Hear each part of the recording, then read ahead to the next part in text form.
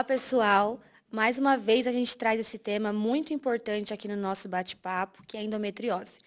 Nós já sabemos que ela afeta milhões de mulheres, mas ainda assim ela é cercada com muitas dúvidas, muitos diagnósticos atrasados e muitas mulheres sofrendo por muito tempo. Então hoje a gente traz a Jusilene, que é paciente do Dr. Sakai por muitos anos, né, doutor? Isso. E ela teve uma trajetória assim muito especial, cercada com muitas dores, né, Jusilene? Mas hoje está totalmente diferente, né? Seja muito bem-vinda. Obrigada. Obrigada por estar aqui. Eu fico feliz e acho importante que hoje tenha até podcast sobre o assunto, né? Porque na minha época realmente quase não tinham informações, demorou muito para que eu tivesse o diagnóstico, então estou muito feliz em estar aqui e por vocês estarem propagando sobre a endometriose, que faz com que as mulheres sofram muito, né? Isso mesmo. Então vamos. A gente estava conversando, né? E conta já desde o começo. Você estava falando que já desde a primeira Isso. menstruação. Como que foi para Como que foi você? mesmo que você falou que veio? Como que foi a situação? Eu lembro da minha. Eu não menstruei cedo. A minha primeira menstruação foi com 14 anos. E eu falo que eu não lembro da minha primeira menstruação como, tô sangrando, né? Não, eu lembro da dor que eu senti. Já veio com muita dor. Né? Então, na minha vida, eu nunca soube o que era uma menstruação sem dor. Sem dor. Só que depois que eu fui ficando mais velha, a dor não era somente no período menstrual. No período menstrual era incapacitante, mas eu tinha dor o tempo todo. Né? Diariamente. Então, era abdômen distendido, mudança na evacuação, né? Até urinário, na relação sexual. Então, era dor o tempo todo. E sempre foi normalizado. Cólica normal, cólica normal. Você tinha que ir no pronto-socorro por causa do período menstrual? Muitas vezes. E o que os colegas falavam lá no momento do atendimento? Faziam os exames, não achavam muita coisa? O sentimento era que eu nunca fui ouvida até te conhecer. Então, assim, eu acho que uma das coisas que mais me pegou, e eu comentei com o meu esposo até na época, que acompanhou todo esse meu processo, eu lembro que uma das primeiras coisas que eu falei para ele pós-consulta foi: eu me senti ouvida, porque pela primeira vez alguém me falava que entendia a minha dor. Tipo assim, não é normal. Então, eu acho que esse foi um dos pontos, eu me senti ouvida. E então, assim, então eu sempre tive dor, só que depois o meu maior sonho era ser mãe. Neste momento, a dor, eu não tinha qualidade de vida, mas era a minha vida. Eu não conhecia outra vida que não fosse com aquelas dores. Só que chegou o momento de engravidar. E aí pegou, porque aí mexeu muito com o meu emocional, né? Então, foram muitos anos mesmo, acho que pelo menos uns 5 anos de tentativa de gestação. Foram feitos os exames do meu esposo também, para ver se era algum problema. Não era, né? E aí eu fui em muitos ginecologistas e fazia ultrassom, tem um cisto, mas esse cisto não é impeditivo, tal. E não engravidava. Aí um dia, isso mexia muito, absurdamente com o meu emocional, e aí eu comentava, né, com as pessoas, e um dia em um churrasco, uma amiga, nem foi ela que tinha passado com você, era uma amiga dela, e ela me falou a palavra mágica. Minha amiga tinha esses sintomas que você tem, e ela foi no médico tal, e ela conseguiu engravidar. É esse daí que eu quero. Essa foi a palavra mágica. Eu falei, é esse médico que eu vou, né? E aí eu não tinha o diagnóstico da endometriose. Então, eu agendei uma consulta, ela me passou contato, agendei uma consulta. E aí foi isso, nessa primeira consulta eu me senti ouvida, saí de lá com inúmeros pedidos de exames, e para mim, eu não tenho a menor dúvida, a diferença de você estar com um especialista a forma, além dele te ouvir, é a forma como ele faz o pedido dos exames. Então, além do senhor ter me pedido os exames específicos, né, para endometriose e tal, o senhor me falou assim, você vai fazer no laboratório tal, com um médico tal. Então, fez muita diferença, porque aí o diagnóstico veio. E veio muito grave, né? Então, esse é um ponto bem importante, né, das outras pacientes, né? Você vê que a história, geralmente, é aquela história de dor, aquela coisa sofrida, né, bem dores incapacitantes que vão alterar muito o dia a dia, né? Então, desde criança, na escola, né, perdi a prova, ou não consegui estudar direito, né, ir para a faculdade, né, e aí chega aquele momento de querer ter filho, né? Se tinha dor na relação sexual, além de ter dor, para ter filho precisamos ter relação, e dor na relação. Então, até para tentar gerar um filho, ela tinha dor, né? Naquela época, então já fazem... Isso foi em 2013 que eu fui. 2013, né? Já se foram lá 12 anos, mais ou menos, né? Então, há 12 anos, os exames, assim, ainda hoje, lógico, sempre você vai ter aquele radiologista, né, que você confia, né, que vai ter um resultado melhor, tá? Então, porque infelizmente a máquina não sai um laudo, né? Vai depender muito da interpretação do olho humano, da pessoa que faz a ressonância, que lê a ressonância, da pessoa que faz aquele ultrassom com mapeamento de endometriose, para a gente, com história clínica, exame físico, fazer essa correlação e conseguir falar o que você tem e propor um tratamento. Né? Então, esse que você pontuou é muito, muito importante, desde a história, né, sofrida desde o começo, do início da menstruação, e toda a jornada do diagnóstico e tratamento. Né? Então, isso é muito importante pontuar. E quando o senhor avaliou o caso, no caso a Juscelene já chegou com dor, né, sofrendo muito com essa questão, além da questão dela não estar conseguindo engravidar. Então, quando o senhor avaliou, o que o senhor levou em consideração para chegar realmente, vai precisar ser feito isso? Então, ela chegou com um pouquinho menos de 29, então, 29 anos, né? A gente provavelmente, né, fez aqueles exames de exame das tubas, né? Fez exames, então, né, excluiu já fator masculino, tudo.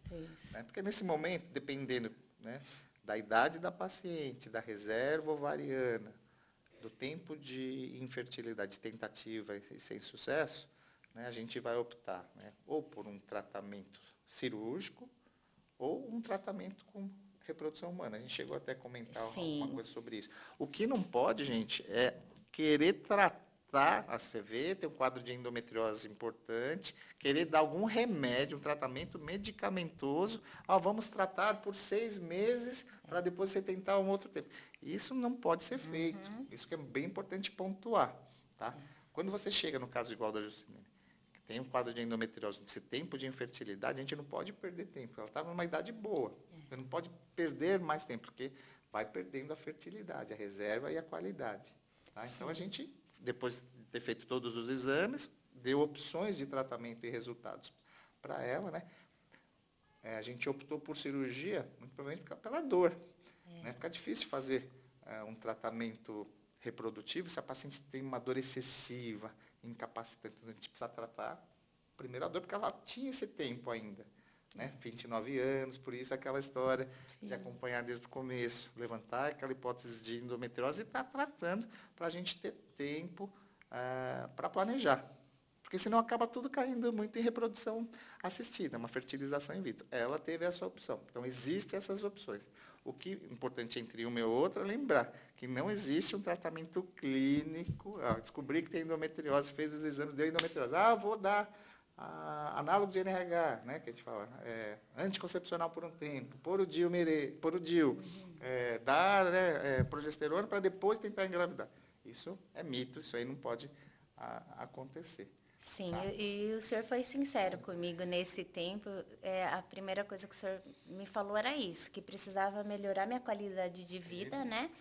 E a cirurgia era importante, foi feito com outro especialista, né? Com gastro. Né?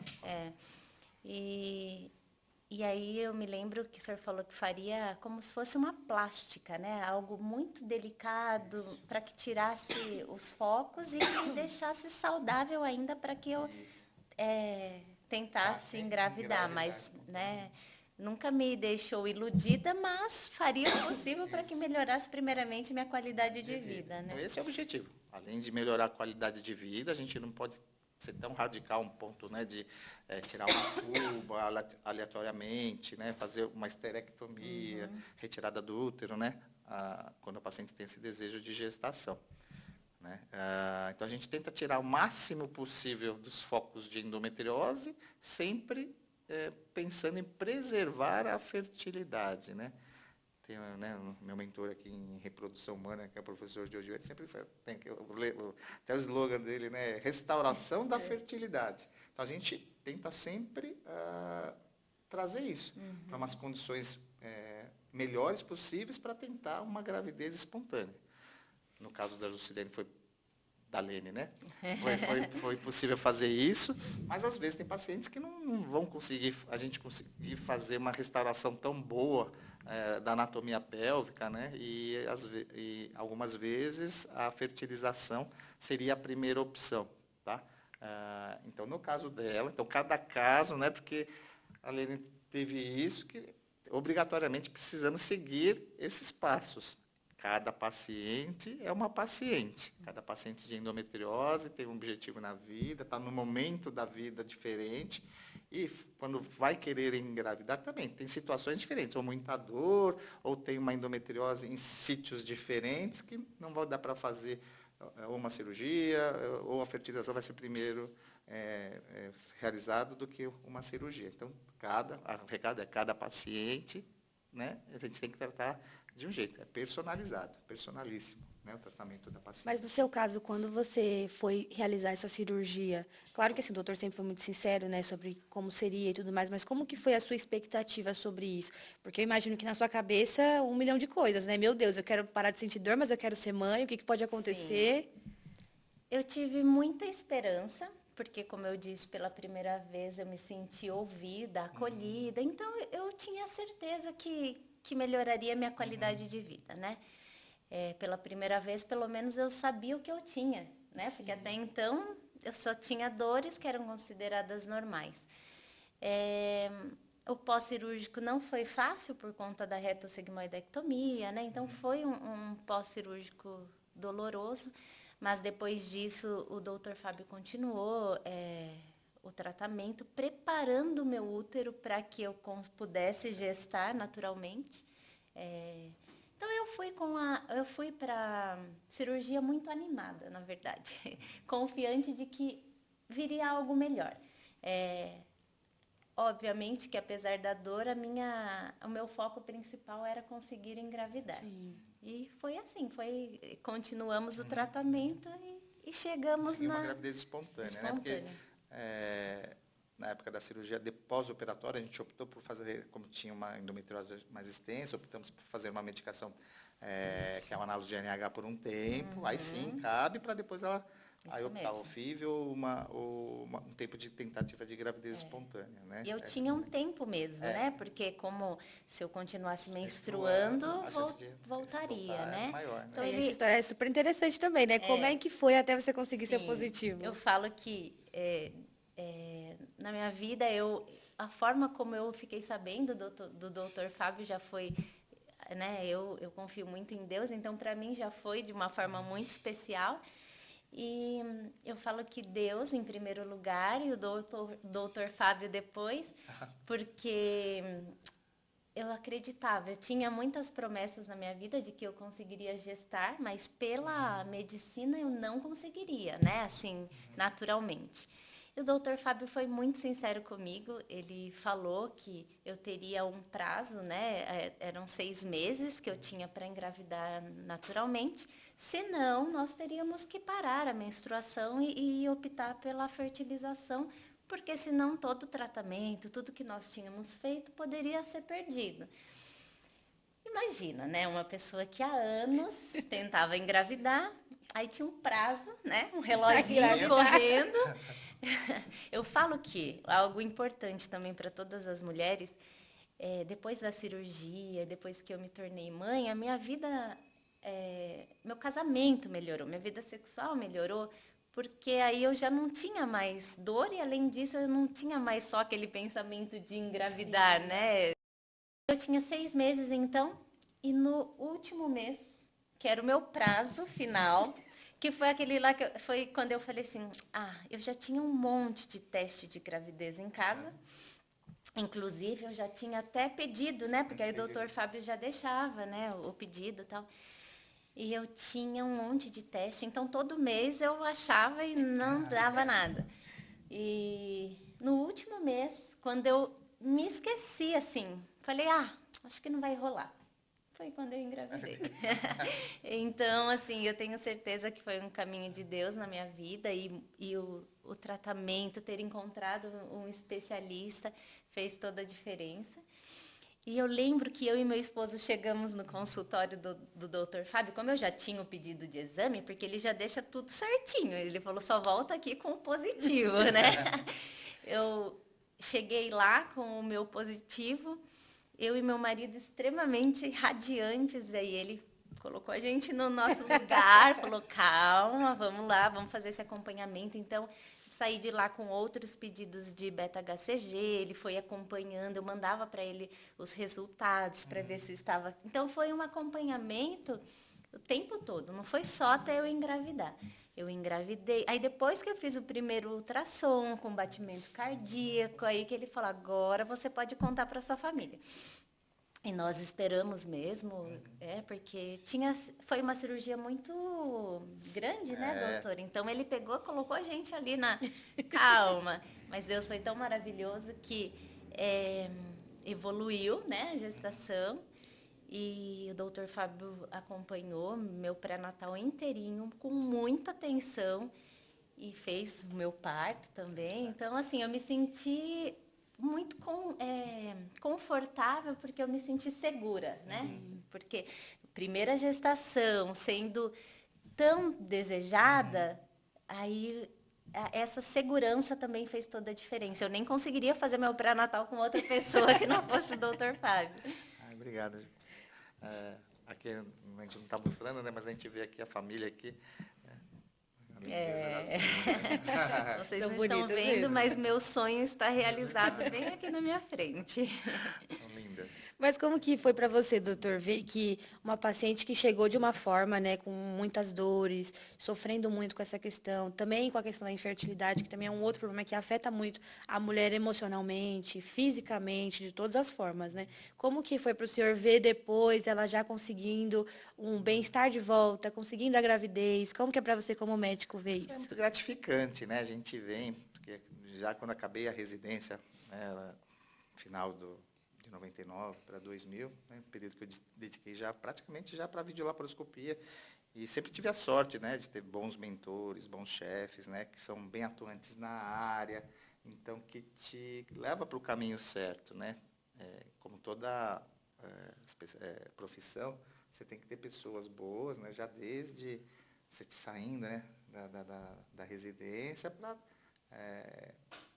te trazer, né, bons conhecimentos e mostrar o caminho, mostrar boas técnicas. Então, agradeço, né, aproveitando, agradeço já a todos, né, aos meus chefes, né, que me ensinaram muito, né, nominando aí o professor Paulo, a professora Elizabeth, né, na Santa Casa, que a gente ainda continua lá e a gente trabalha estudando e vê que esse resultado, né, que a gente vai, estuda, faz, dá certo, né, e é muito gratificante, né? Dela deu muito certo, né? Então, consegui uma gravidez espontânea e, né, está com uma família, está feliz, isso que é muito bom de ouvir, né? Que você fala, minha família mudou muito. Então, conseguimos mudar, né, o todo dela. Sim. Fico muito grato, muito, muito feliz. E o que você falaria para a Jusilene de anos atrás, que era uma mulher com mais medos, com mais receios? Hoje, vendo tudo que você está vivendo, o que você falaria para ela? Eu falaria que pena que ela não encontrou o Dr. Fábio tantos anos antes. Eu falaria que deu tudo certo. Eu acho que hoje eu tenho muita empatia com as mulheres. Inclusive, eu fiquei muito feliz quando eu soube desse projeto, porque quanto mais mulheres souberem da endometriose, do quais são os sintomas e até mesmo procurar os especialistas, é melhor, porque assim, só quem sente os sintomas da endometriose para entender. Então, hoje eu falaria que deu tudo certo, mas que pena que ela não conheceu, que pena que não tinham profissionais preparados, na verdade, porque eu conheci o meu corpo e eu fui buscar ajuda muitas vezes, mas não foi diagnosticada. Então, que pena que não tinham, na verdade, profissionais, né, especialistas na área, ou que não fossem exatamente especialistas, mas que soubessem os sinais, os sintomas básicos da endometriose para encaminhar, então, para um especialista. Nem isso acontecia. E que hoje, que bom que isso está mudando hoje, né? Isso mesmo. Muito obrigada por contar a sua história. Antes de terminar, também queria que o doutor deixasse um recado, né, para as mulheres que estão enfrentando aí a endometriose, sabendo ou não sabendo, tendo o diagnóstico ou não, o que elas devem fazer, sinais de alerta que são muito importantes. Então, sempre eu gosto de falar, né, que é nosso slogan aqui, né, sentir dor no período menstrual, no caso da Juscelene, desde a primeira menstruação já vem sofrendo dores muito fortes. Então, sentir dor no período menstrual não é normal, né? Principalmente essas dores incapacitantes que vão se repetindo mês a mês, que depois do mês se torna crônica, se torna diária, acompanhada de dor para ter relação sexual, às vezes urinar no período menstrual, para evacuar, dor no período menstrual, e depois também não conseguindo engravidar em menos de um ano, dependendo, né, da idade da paciente, né? Para procurar, mesmo que o que acontece hoje ainda, a paciente tem toda essa informação, ela vai no profissional e o profissional às vezes não pensa no diagnóstico de endometriose. Insistir para o colega, olha, eu acho, doutor, que eu esteja com endometriose, né? Vamos fazer uma coisa mais especializada, né? Tentar dirigir. Isso infelizmente é comum, mas tomar como ela já tem esse conhecimento, porque antigamente nem se tinha esse conhecimento. Então, essa parte da informação eu vejo que tem já uma capilaridade muito grande, né? Cabe nós, profissionais médicos, né? Porque acaba caindo primeiro num ginecologista mais geral, né? Para cair depois num colega que faz a especialidade em endometriose ou reprodução humana, né? Então é importante o diagnóstico precoce para a gente conseguir delinear bem o tratamento dessa paciente, tá? Para conseguir programar de uma forma adequada, né?